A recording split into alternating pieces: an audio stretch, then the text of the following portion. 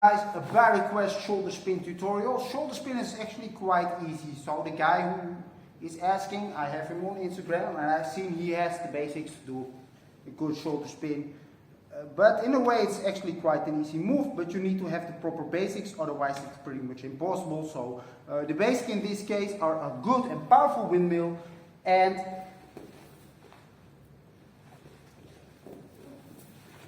good and powerful shoulder freezers, right? Where you can actually hold them quite with ease. So I never ever do shoulder spins, so when I do them I might be quite slouched. I personally don't think that looks nice, so the proper way is to actually extend your body and keep your body as straight as you can. But in a way it's not rocket science. I'll just explain how to do it and then you can work at it and improve it by yourself. So, like I said, the windmill is sort of a prerequisite for this move, and that is because you enter like a windmill but stay on your shoulder if you want to spin on your dominant hand. So, to show you guys this, I'll do it slow-mo. I'll enter like a windmill, but I stay on my shoulder, see that? See, and that is actually how you enter this move. And if you stay there, well, guess what? Because you whip a windmill, you will keep spinning, right? So that's how you do it, and then it's about proper alignment. Like I said, slouch is not that nice in this move, at least not in my opinion. Try to straighten out your body, and then similar to backspin. When you do backspin like this, but you tighten and go up more, you will speed up. See that? That's the same. You want to tighten and go up more to spin better. But in a sense, just whip your windmill as well. In the beginning go slow, but after a while, learn to whip your windmill as powerful as you can, tighten the body and straight, and there you have a shoulder spin. It's super easy, guys. Powerful and up. See, like when I start pushing, when I start pushing up, I go faster, see that? So that's the dominant hand, and after you start practicing this, start practicing it, then like I said, alignment is sort of key. Keep it straight, push out. I never do them so it looks like this.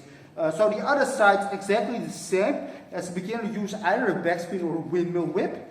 But the way you get into it as a beginner, right, is basically you enter the windmill and normally you go over your shoulder to catch that freeze, right? To do a flare or another windmill or you go to that, doesn't matter, right? It just is actually the same, but you do like a windmill, but you stay. And there you go, you're in that shoulder spins position. So when I do the windmill, but I stay right there, see? Now I'm on the shoulder basically, and can start spinning there, it's exactly the same. I like to spin like this, without practice, right? But how you want, and what shape you want. Then, sort of as a separate issue, said like, look at Issei, how fast he's doing it. I want to do it like that. Is that hard?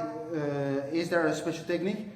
Actually, no, not really, right? Think about it. It's just more practice and understanding how power move and tightness works.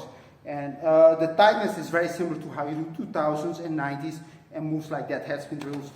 So when you look at Issei, for instance, this guy is very a powerful build. He has very good ground power, but also air power, and he knows how to be tense during these moves, right?